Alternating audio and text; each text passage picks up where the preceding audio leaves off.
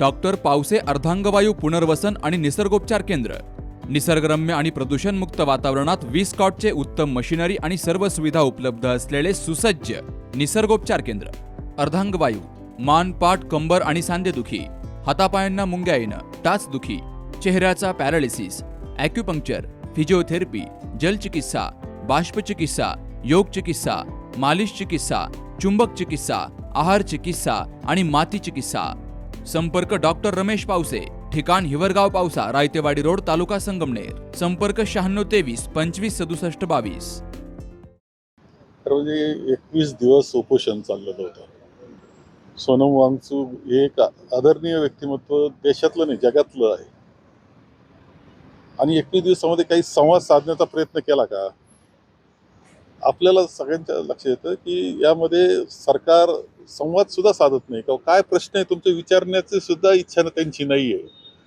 आणि त्यानंतर मात्र ज्यावेळेस सगळा उद्रेक होतो त्यावेळेस ते मोडून काढण्याचा प्रयत्न होतो आहे. हे अत्यंत दुर्दैव. लोकशाहीच्या दृष्टीने जर विचार केला तर खरं हे उपोषण जे होतं तो जो आवाज आहे तो या भारतीय जनतेचा आवाज आहे, त्या विद्यार्थ्यांचा, युवकांचा आवाज आहे, त्यांचे कुटुंबीय ज्यांनी परीक्षेकरता तयारी केली होती आणि अचानक परीक्षा पेपर फुटीना रद्द होते. काय काय काय त्रास, अनेक कुटुंब इतक्या हलाखीतून हे सगळं जीवन काढत असतात. त्या कुटुंबाचा आवाज ते होते. साधं सौजन्य दाखवत नाही का कुणी पाठवणं, त्यांची चर्चा करणं, समजून घेणं, त्यांचा काही गैरसमज दूर, एवढी सुद्धा दानत सध्याच्या सरकारमध्ये. त्यांना एक असं झालेलं आहे की आम्ही काही वागा, कुणी कसं वागा, आम्ही निवडून येतो. हे जे झालेलं आहे ना, म्हणजे ते यंत्र बनलंय निवडणूक जिंकण्याचं. त्याच्याकरता काय काय फंडे वापरले जातात तो भाग वेगळा. आणि त्यामुळे एक दर्प त्यांच्या वागण्यामध्ये आहे आणि त्याचा हा सगळा परिणाम दिसतोय. परंतु हा उद्रेक जो आहे हा निश्चितपणे ज्या पद्धतीनं हे सरकार वागतंय त्यांना धडा शिकवल्याशिवाय राहणार नाही. राहुल गांधी देखील अनेक दिवस दिल्लीत असूनही अद्याप सोनम वांगचूक यांना भेटले नाही आणि काँग्रेसने देखील अद्याप आपली भूमिका रस्त्यावर. नाही, काँग्रेसने स्वतः आमच्या खरगे साहेबांनी, म्हणजे अध्यक्ष जे आहेत मल्लिकार्जुन खरगे साहेब, त्यांनी स्वतः जाहीरपणे त्या सगळ्याचा निषेध केलेला आहे. त्यांनी भूमिका त्यांची स्पष्टपणे मांडली. राहुलजींनी सभागृहात त्यामध्ये बोलतायत. एवढंच नाही तर राहुलजींनी सुद्धा या विद्यार्थ्यांच्या आवाजाकरता, या युवकांच्या आवाजासाठी त्यांचा आवाज या शासनापर्यंत पोहोचावा याकरता देशभर ते फिरत होते. ते फिरतायत, विषय एकच आहे. स्वतः राहुलजी सुद्धा प्रत्येक प्रयत्न करतायत. ते हे सगळं कुठंतरी दुरुस्त झालं पाहिजे. आता वेगळं काय त्यांनी केलं पाहिजे. संजय राऊत यांनी आज सांगितलं की आता विरोधी पक्षांनी हे आंदोलन हातात घेऊन देशभर नव्हे प्रत्येक राज्यात देखील आता रस्त्यावर उतरलं पाहिजे. खरं हे विरोधी पक्षांनी याच्यात पुढाकार असलाच पाहिजे. त्यांची जबाबदारी आहेच आहे लोकशाहीमध्ये, राज्यघटनेनं. परंतु त्याबरोबर जनतेनं सुद्धा आता जागृत होऊन हा देश दुरुस्त, लोकशाही वाचवण्याचं काम करावं लागणार. देशात जे सगळी मोडतोड झालेली आहे, अनागुंदी वाढलेली आहे, ते दुरुस्त करण्याची जबाबदारी सुद्धा जनतेची सुद्धा आहे. जनतेनं मागे राहावं, कुणीतरी दुसऱ्यानं करावं असं नाही होऊ शकत. सध्या SIR प्रक्रिया सुरू आहे. काही दिवसांपूर्वी असं समोर आलं की भाजप कार्यालयातच तिथं बोलून त्या ठिकाणी SIRचे फॉर्म भरले जातात. ही प्रक्रिया निष्पक्ष बनवली असं वाटतंय? नाही, असं करू नये. कुणी करीत असेल तर ते चुकीचं आहे. हे जे BLO असतात ते घरोघर जातात. त्यांनी काही झालं तर 3 वेळेस, नाही कुणी सापडलं 3 वेळेस त्यांनी गेलं पाहिजे. BLA 1 आहे, BLA 2 आहे. सगळ्या पक्षांना ती संधी जर दिलेली आहे तर त्याची जी पद्धत आहे त्या पद्धतीनंच त्याची जपवणूक, त्या पद्धतीची जपवणूक केली पाहिजे, काळजी घेतली पाहिजे, नाव आलं पाहिजे सगळ्यांचं. कारण मतदार यादी हा लोकशाहीचा पाया आहे.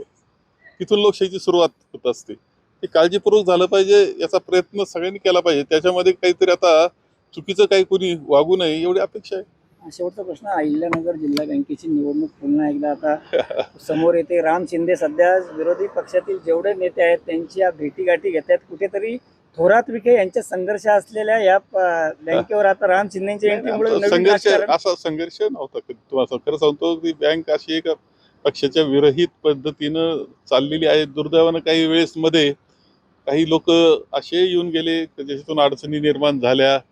हे जरी खरं आहे. मी कायम जवळजवळ 4 निवडणुका तरी त्या निवडणुकीचा म्हणजे मी पुढं आलो आणि त्या सगळ्यांना एकत्र आणलं, पक्षाच्या विरहित आणलं, वाद मिटवले, त्यांना एकत्र आणून पूर्ण पॅनल तयार केला, पॅनल निवडून आणला किंवा बिनविरोध झाले.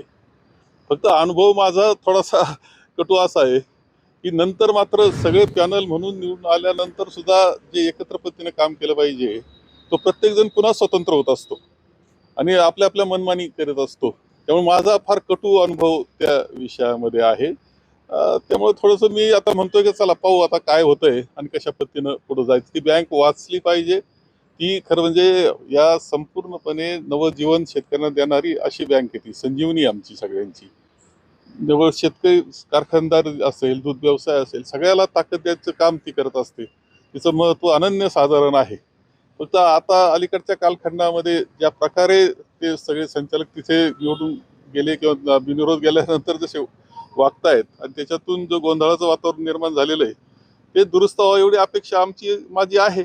अनेक नवीन संचालक यावेळेस त्या निवडणूक प्रक्रियेत येत आहेत. राम शिंदे देखील फिरत आहेत. काय निवडणूक राजकारण विरहित होईल का पक्षीय?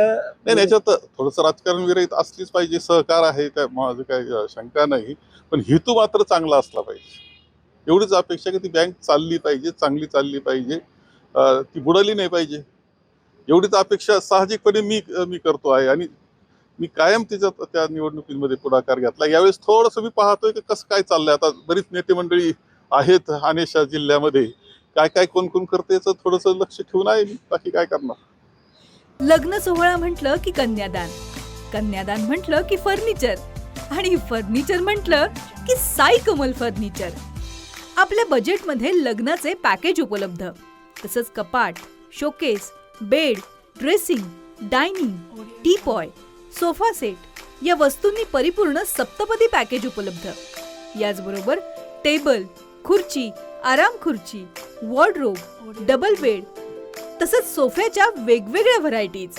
अर्थात घरासाठी आवश्यक ते सर्व फर्निचर म्हणजेच संगमनेरमधील साई कमल फर्निचर. साई कमल फर्निचर इथं ऑर्डर प्रमाणे सुद्धा फर्निचर तयार करून मिळेल. आजच भेट द्या साई कमल फर्निचरला. प्रोप्रायटर गणेश साहेबराव सातपुते, वसंत लॉन्स समोर, संगमनेर. मोबाईल 98 814 73 753 आणि 98 902 61 272.